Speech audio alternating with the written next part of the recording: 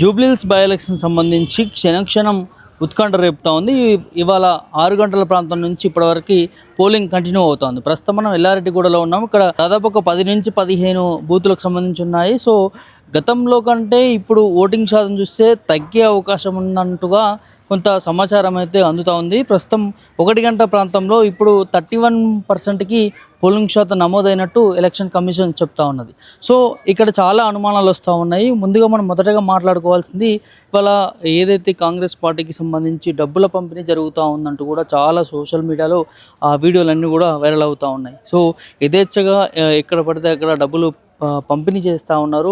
ఖచ్చితంగా election commission కావచ్చు, అదేవిధంగా పోలీసు అధికారులు కూడా దీనిపైన చర్యలు తీసుకోవాలంటూ కూడా బీఆర్ఎస్ నేతలకు సంబంధించి వాళ్ళందరూ కూడా ఫిర్యాదు చేస్తూ ఉన్నారు. దాంతోపాటు ఇక్కడ ఈ నియోజకవర్గానికి సంబంధం లేనటువంటి ఎమ్మెల్యేలు ఎమ్మెల్సీలు కూడా ఇక్కడ ఈ నియోజకవర్గంలో తిరుగుతూ కొంత ఓటర్లని ప్రభావితం చేస్తూ ఉన్నట్టు కూడా ఎమ్మెల్సీ శంకర్ నాయక్ కావచ్చు, అదేవిధంగా బీర్లా ఇలయ్య కావచ్చు. సో కొంతమంది ఇట్లా కాంగ్రెస్ ప్రజాప్రతినిధులు కూడా కొన్ని బూత్ సెంటర్లలో కొన్ని ఏరియాలలో తిరుగుతూ ఓటర్లను ప్రభావితం చేస్తూ ఉన్నాడు. సో దీన్ని ఎలక్షన్కి సంబంధించి ఉల్లంఘించినట్టు అవుతుంది. ఖచ్చితంగా వీరిపైన చర్యలు తీసుకోవాలంటూ కూడా ఈసీకి కూడా బీఆర్ఎస్ నాయకులు కంప్లైంట్ చేయడం జరిగింది. సో దానికి సంబంధించి ఈసీ కూడా స్పందించినట్టు తెలుస్తూ ఉంది. సో ఇంకోవైపు ఈ ఎలక్షన్ సంబంధించి ఏర్పాట్లు కూడా చూస్తే గతంలో ఎప్పుడూ లేని విధంగా ఈ జూబ్లీహిల్స్కి సంబంధించి దాదాపు 139 ప్రాంతాల్లో 400 పైగా ఇక్కడ బూతులు ఏర్పాటు చేయడం జరిగింది. సో దీనికి సంబంధించి దాదాపు 4 లక్షల ఓటర్లు ఉన్నటువంటి జూబ్లీహిల్స్లో ఇప్పటికీ అంటే మధ్యాహ్నం 1 గంట ప్రాంతం పూర్తి అయిపోయేసరికి కేవలం 31% పూర్తి చేసుకుంది. మరి గతంలో కూడా ఎప్పుడు కూడా జూబ్లీహిల్స్ ఎలక్షన్ సంబంధించి 50% కూడా పూర్తి కాలేదు.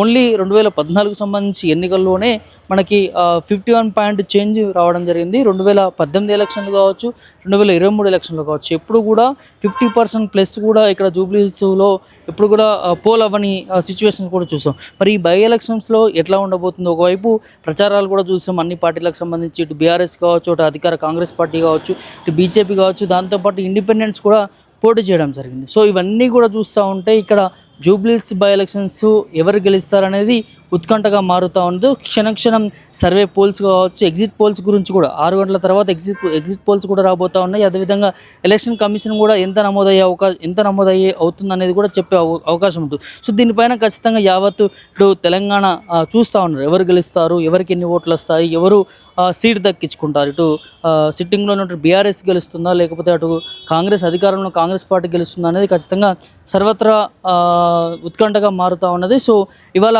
పోలింగ్ జరుగుతూ ఉన్నది. నవంబర్ 11న 14న దీనికి సంబంధించిన రిజల్ట్ రాబోతూ ఉన్నది. సో మరి చూడాలి. ఇంతగానం అంటే దాదాపు ఈ ఎలక్షన్కి సంబంధించి బై ఎలక్షన్ సంబంధించి అప్పటి నుంచి ఏదైతే ప్రచారంలో చూస్తూ ఉన్నామో మేమంటూ కూడా సై అంటూ కూడా అన్ని పార్టీలు ప్రచారాలు చేసుకున్నాయి. సో మరి ఇటు అధికారంలో కాంగ్రెస్ పార్టీకి ఓట్లు పడతాయా, ఎటు మొగ్గు చూపనున్నారు, ఇటు ప్రతిపక్షంలో ఉన్న బీఆర్ఎస్ పార్టీకి అనేది ఖచ్చితంగా మనం 14 తారీఖు తెలుస్తుంది. కానీ ఇక్కడ కొంతవరకు మాత్రం కొంత ప్రచారం సాగుతూ ఉన్నది. అధికారంలో కాంగ్రెస్ పార్టీ యథేచ్ఛగా డబ్బులు పంచుతూ ఉన్నారు. ఎక్కడ లోకలిటీ లేని వాళ్ళు కూడా ఇక్కడికి వచ్చి కావాల్సుకొని ప్రచారాలు చేస్తూ ఉన్నారు.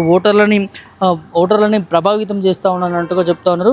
సో ప్రస్తుతం మార్నింగ్ నుంచి ఇప్పటివరకు చూస్తే ఉంటే కూడా ఏవైతే ఈ బూత్లకు సంబంధించి దాదాపు 400 పైగా ఉన్నటువంటి బూత్లకు సంబంధించి కూడా చాలా తక్కువ ఓటింగ్ పర్సంటేజ్ నమోదైంది. ఇక్కడ చూస్తే కూడా దాదాపు అంటే బై ఎలక్షన్స్ అనగానే ఎక్కువ ఓట్స్ వస్తాయి, ఒక్క ఓటింగ్ నమోదవుతుందని అనుకుంటారు. కానీ సో ఇప్పుడున్నటువంటి పరిస్థితులు చూస్తూ ఉంటే కూడా సో చాలా తక్కువ ఓటింగ్లో అన్ని బూతులలో జూబ్లీహిల్స్కి సంబంధించి అన్ని బూతులలో చూస్తే కూడా ఇదే పరిస్థితి నెలకొన్నటువంటి పరిస్థితి చూస్తూ ఉన్నాం.